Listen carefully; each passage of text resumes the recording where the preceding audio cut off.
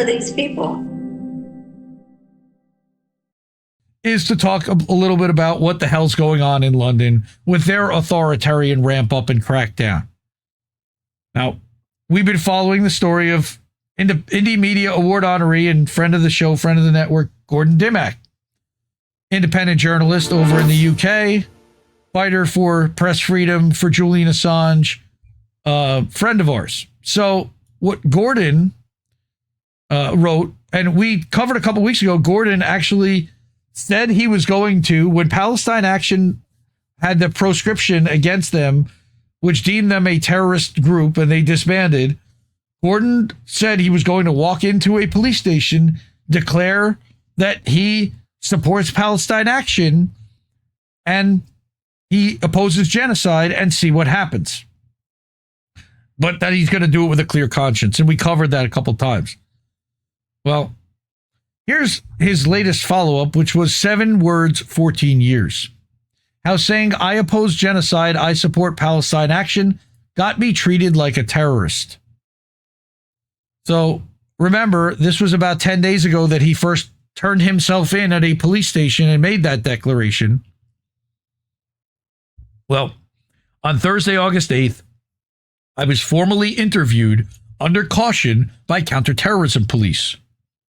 This followed my decision last month to voluntarily hand myself in, a deliberate act of civil disobedience in protest at the UK government's proscription of Palestine Action under the Terrorism Act. I had prepared a written statement in advance, which was read out at the start of the interview. All right. And I think that this is the one. Okay, so this is a new one. My name is Gordon Dimmack. I'm a journalist and political activist. On Monday, July 15th, I handed myself in as a deliberate act of peaceful civil disobedience in response to the UK government's proscription of Palestine Action under the Terrorism Act. I believe this proscription constitutes a serious infringement of my rights under Articles 10 and 11 of the European Convention on Human Rights, namely the rights to freedom of expression and freedom of association. I have not committed any criminal act. I have not incited violence. My public statement was, I oppose genocide, I support Palestine Action. That is the reason I'm sitting here today. 7 words, peaceful, lawful, morally grounded, are now being treated as grounds for suspicion under terrorism legislation. I made that statement as a declaration of conscience. I did not act covertly. I did not act violently. I acted in full view of the public and the police because I believe that silence in the face of genocide is complicity. Palestine Action, to my knowledge, has never killed or intentionally harmed anyone. Their intentions are focused on disrupting the supply chain of weapons used in what the International Court of Justice has described as a plausible case of genocide, to put it mildly. The United Nations, the very institution formed after the horrors of World War II to prevent genocide, is now begging the UK to do everything in its power to stop one from happening. The ICJ has found that there is a plausible case that Israel is committing genocide in Gaza. They've already done that. The UN General Assembly has passed. Right. The General Assembly has passed multiple resolutions calling for a ceasefire and an end to arms sales. The UN Special Rapporteur on the situation of human rights in the occupied Palestinian territories has explicitly warned that we are witnessing a textbook case of genocide. Francesca Albanese, who's been nominated for a Nobel Peace Prize and should win one. And yet the UK government's response has not been to act in line with those warnings. Instead, it's chosen to criminalize the people trying to stop it. It's chosen to brand pensioners, priests, and peaceful protesters as terrorists, not because they committed acts of terror, but because they've refused to stay silent. The proscription of Palestine Action is, in my view, a political move, not a legal necessity.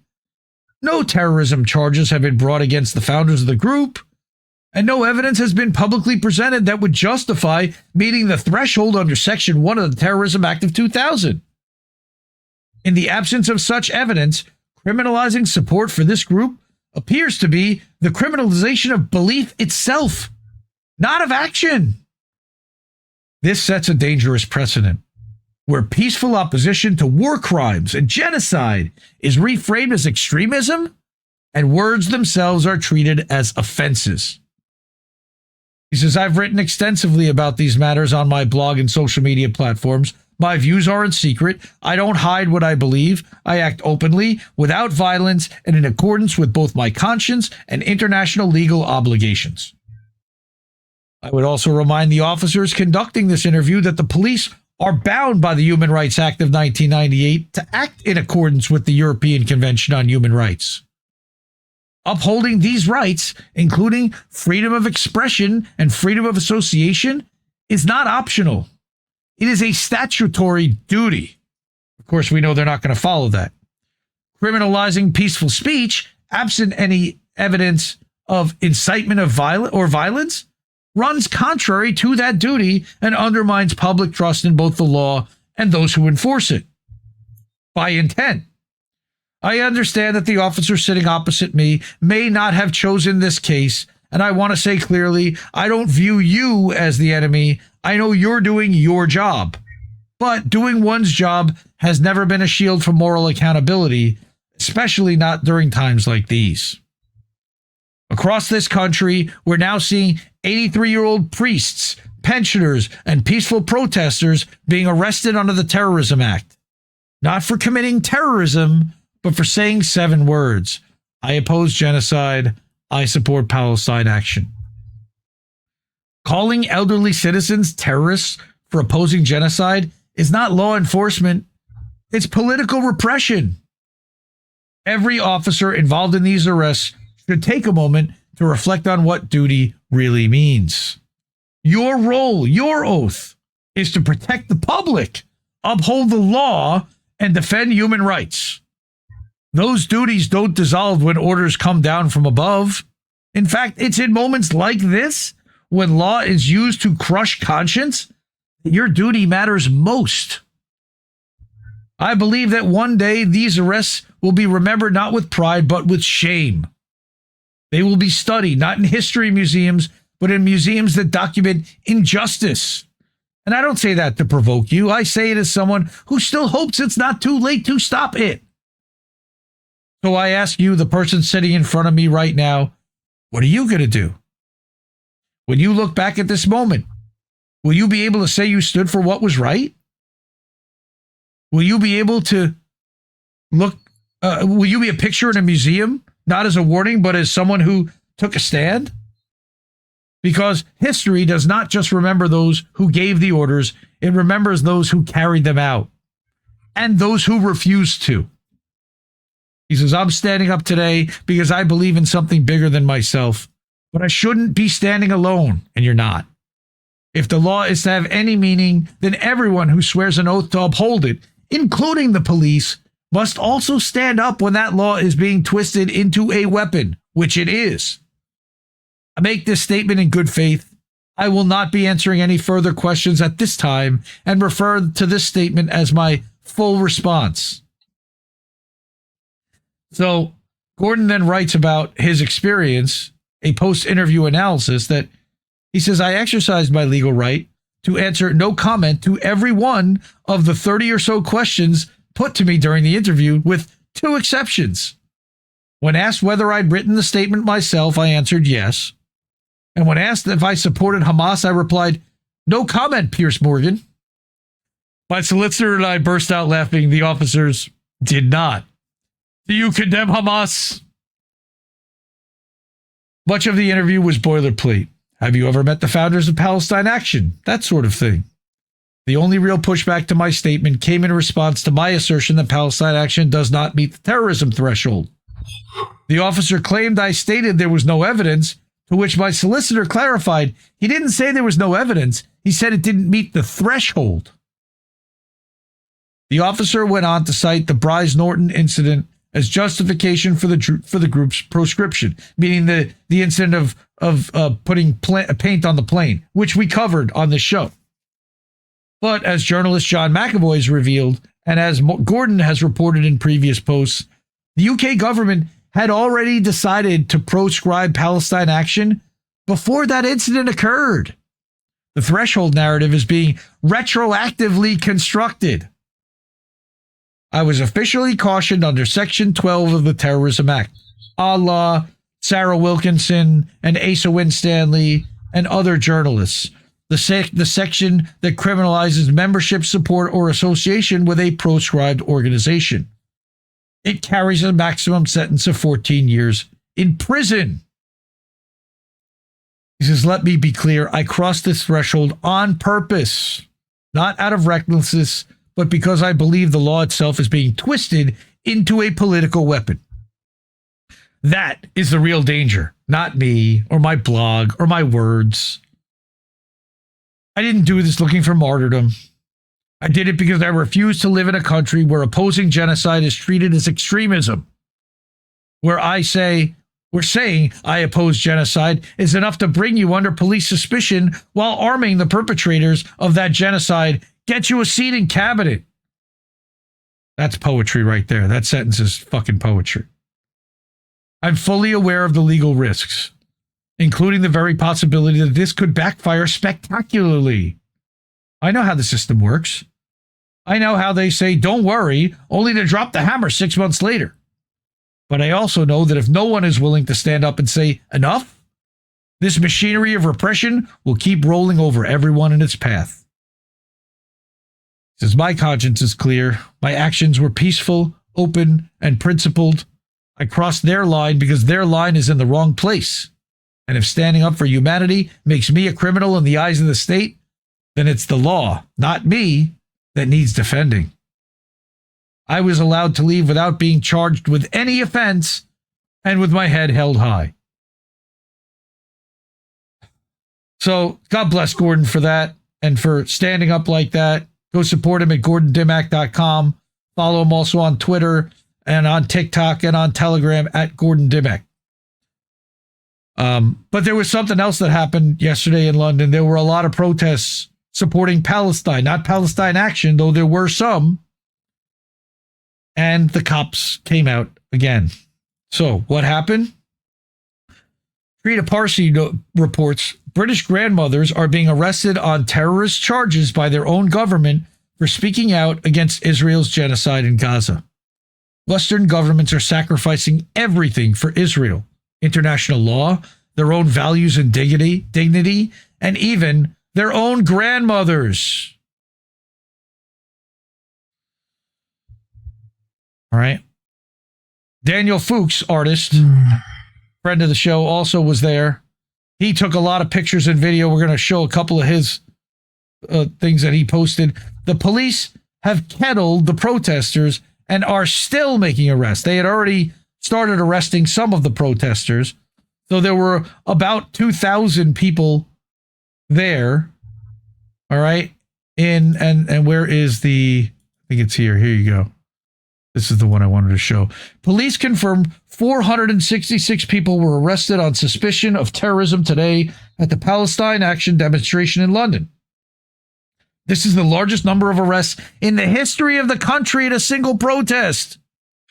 And they were for people holding signs which say, I oppose genocide, I support Palestine Action. Like Gordon did, with Big Ben in the background. All right. Again, arresting grandmothers, kettling the protesters. Again, that means roping them off into an area so they can't get out, and then arresting everyone who's there. This person says, I was arrested today in Parliament Square for holding this sign. Absolute madness. I don't support Palestine in action. I guess that means I support Palestine Action. They still got arrested. And they still got arrested. They didn't even say the 7 words. Yeah. Our upside down Orwellian country, little old ladies are terrorists instead of those committing genocide. We need to wake up and recognize who our politicians really are. And again, let's watch this one. This is unfucking real. 2 minutes and 15 seconds as they carry a woman to arrest.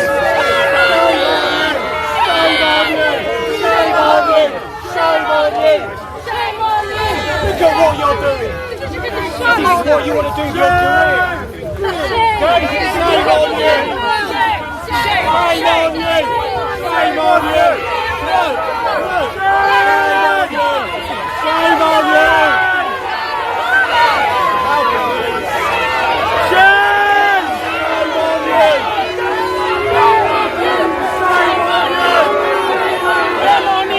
So they're arresting this grandmother, and this goes on and on and on and on and on and on and on and on and on. And there she is. Look at how close he gets to her. Shame on you! She's got a fucking cane. Shame on you! They don't care. Shame. Shame. It sounds like Rachel Maddow almost saying that. It's really funny. Here's another video from Daniel. All right, this is a minute long as they're arresting another one. And literally lifting her up and carrying her. Right, you ready? Yep. Everyone happy? We start moving. Fucking despicable. This is definitely a positive use of police force, right? They should be arresting the genociders and the arms dealers and the politicians who are colluding.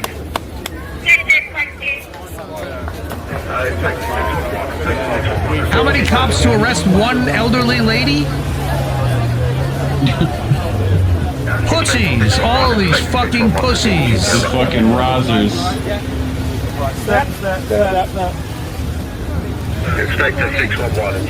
Yeah, you guys can stay on this side, it's fine. As long as we don't go to the other side, alright? A-cap.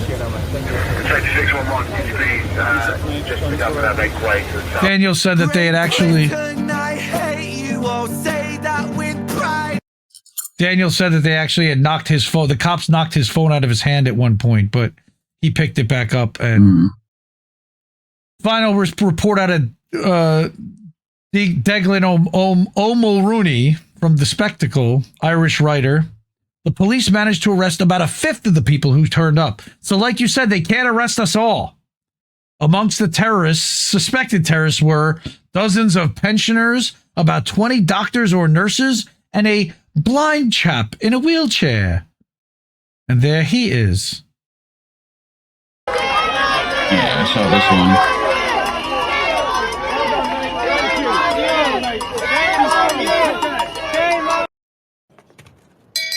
one. Seriously. Shame. Shame.